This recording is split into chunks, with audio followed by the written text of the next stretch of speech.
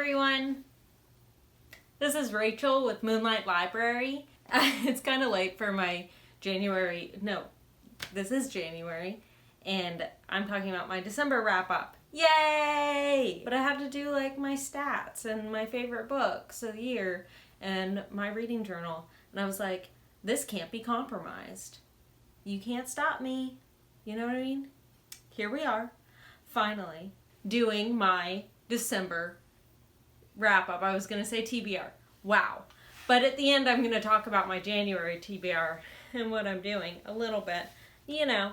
So I read 7 books in December. One of them was very short and took me forever. But I finally finished some, and I thought that I would end that month with like 3 books. That's what it was feeling like for a little while because I was in a reading slump. I was not reading. I took like most of the last week and a half off in December, and guess what? I didn't read anything. I was off school and I didn't read anything. Let's start with my first 2 books were Heartstopper Volume 1 and 2 by Oseman. And yeah, I'm going to lump them together because I read them simultaneously. I even did a little vlog for them because I was like, I'm going to have to.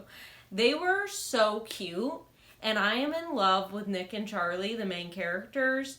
It's like teenage coming of age, like figuring out your sexuality and like, you know, love and what is love and like coming out of the closet. And it was so cute and so gay. It was wonderful. I loved it so much. And I had a great time. I can't wait to read the rest. I know it's online and I probably will. I do want to read it physically, though. I could reread it. I'm right now reading Radio Silence, and I'm like, oh my god. Oseman has a universe like Stephen King has a universe, and all the characters kind of like come in and out. And I'm like, I need to put these together, and I want to read them together. I want to reread Heartstopper so I can re-experience and be like, what was Aled doing in Heartstopper? You know, because he appeared in it. Also, I think that I heard Francis appears in it, but I don't remember Francis being in it. So I'm like, I need to reread this because I didn't know these characters yet, really like know them to their core. And I'm like, now I do. I'm halfway through Radio Silence. Yes. So that's exciting. And I love them. They were so cute, so sweet. If you want a cute, sweet, light, beautiful, make you cry graphic novel series, it's going to be Heartstopper. 100%. Go read it. Next up, I read Fever Dream by Samanta Schweblin. And she's an Argentinian author, and it's translated into English. And it is a very weird book. Very short, but almost hard to set down and then pick up again. Because it's like you almost lose yourself because the whole thing is like a fever dream. It's so weird and like what's going on, these worms and stuff. And it's this woman who's like on the brink of death and reliving like what happened to bring her to dying, I guess. And a creepy child, not her child, another child, and horses right there. Worms and horses. I ended up giving it a 3 because even though it was this long, it took me forever to read. Forever. Samanta. You know, I keep saying Samantha because my brain's like fills in the H. It's Samanta. It's not Samantha. I guess give it a read if you want a weird short novel. I wouldn't say it's for everyone though. I would definitely not say it's for everyone. It was so strange. There were also no chapters in it, which I guess is fine because it's so short. Like, look at how much is on each page. That's practically nothing. Read it in one go. Like, sit down and just read the whole thing. That's my advice to you. The next book I read was, have to check again because I'm like, I don't know what order I read these books in, was Get a Life, Chloe Brown by Talia Hibbert. I've been meaning to read this for a while now, and I finally got around to it. It is this cute love story. So it's about this woman, or woman, I don't know, She's in her, I think, 20s. Her name's Chloe Brown. She has fibromyalgia, so she has chronic pain and such.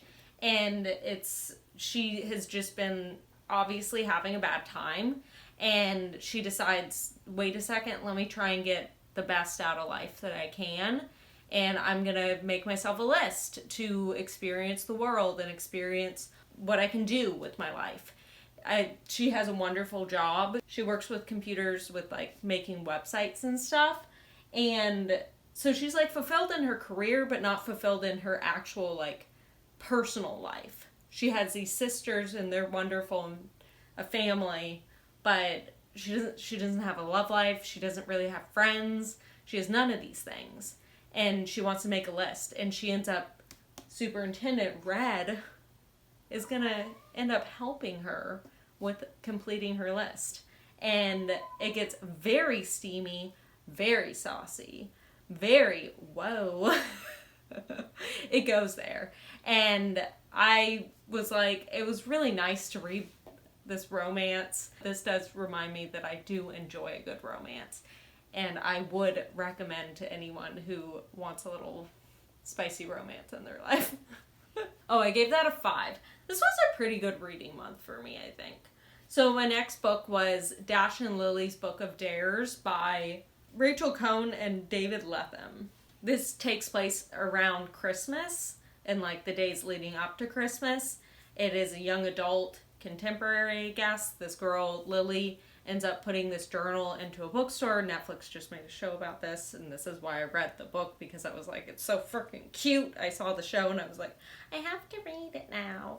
And she puts this journal in the Strand that's like a little scavenger hunt, and the guy, Dash, ends up finding it, and they start corresponding through the notebook, like leaving it places and telling each other to do certain things, and obviously trouble ensues and such. It's kind of interesting how they wrote the book, though. So Rachel Cohn would write for Lily, and then David Levithan wouldn't know what she was going to write, and then write back for Dash, and they kept going back and forth to create this story. And it was magical, it was beautiful, it was cute, it was sweet, it was like you're cheering and brooding, and you know, a good old Scrooge meets elf situation. And the love of Christmas and the hate of it. And I get that. I love Christmas, and then afterwards I hate it because I get really sad.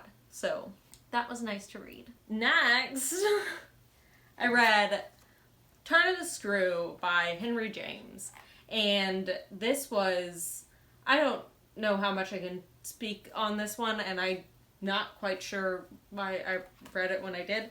But this book is actually also has Daisy Miller in it, which I had read before. I gave Turn the Screw 3. It's like this nanny goes to work at this house, and she is like, there's like creepy ghosts or something, and yeah, that's about it. I don't know. It wasn't scary. It wasn't what I thought it would be. Or, you know, it just not the same fear level as like books nowadays that are like kind of more horror. This is more like gothic, and I wasn't creeped out. I think that sometimes books are purposefully hard to read. And dull, a little dull. It's like, how are you talking about ghosts and you're that dull? But I gave it a 3, so that was fine enough. Very middle of the road on this one. I feel like I barely even remember it, and I just read it. I was just like, I'll talk to you later about why I read that. The last book I read was the 7.5 Deaths of Evelyn Hugo. No, fuck. The 7.5 Deaths of Evelyn Hardcastle. That's by Stuart Turton. And it is, gosh, I don't even know what it says about the book. I'm like, how do I explain this book without spoiling the book? Because I don't know how they explain it to you. Okay, so they straight up explain it to you. So this guy, Aidan Bishop, this is like set in the 1800s, I think. It's a mystery. He has to there's this woman, Evelyn Hugo, that, gosh darn, Evelyn Hardcastle, that dies. And I feel like every time I talk about this book, it's confusing because it's 7.5 deaths of Evelyn Hardcastle, and this is the 7 husbands of Evelyn Hugo. That's confusing. On we go. We're not talking about that book. I have not read that book. So Aidan Bishop is stuck in this like Groundhog's Day situation where he has to discover who murdered Evelyn Hardcastle, not Hugo. So he keeps waking up in different people's bodies on this like estate, that there's this party happening, and it's like he's in this time loop where he has to figure out what happened, what's going on, what happened, everything. It is so strange. It's kind of like, it reminds me of a video game almost, like a point and click video game where you're trying to discover a mystery and you're pulling out all the little clues and you have to go and talk to people. It would be a really good video game and I would play it. I did end up giving it a 3. I thought it had some really good twisties, but at the same time, it was like, you know, like it wasn't completely there. I wasn't like on the edge of my seat. Like, what's gonna happen?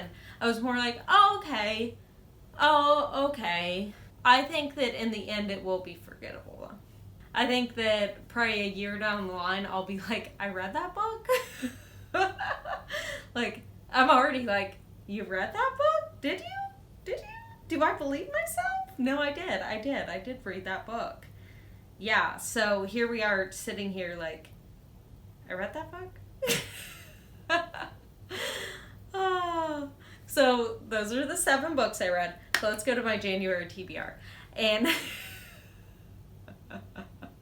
I kind of want to make one of those TBR jars. Those seem like a lot of fun. I probably never actually read whatever book I pulled.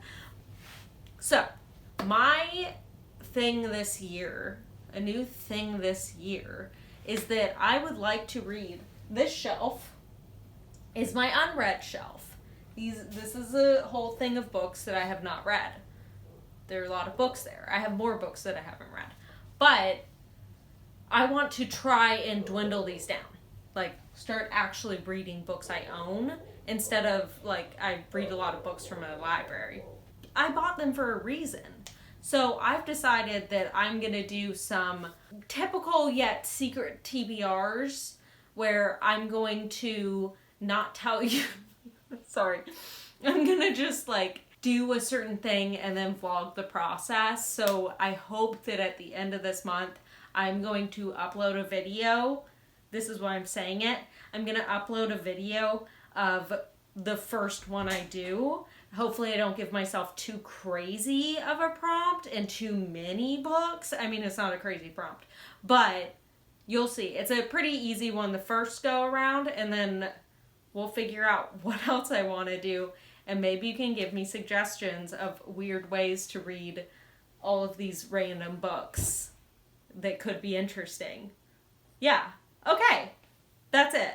So maybe like read the first 4 books that start with the. That's weird, you know? Read the last 4 books that are blue. Great idea. Wonderful ideas. Just give them here. Okay. Thank you so much. Give me some ideas for secret TBR prompts and I will maybe do some of them. See you later. Bye.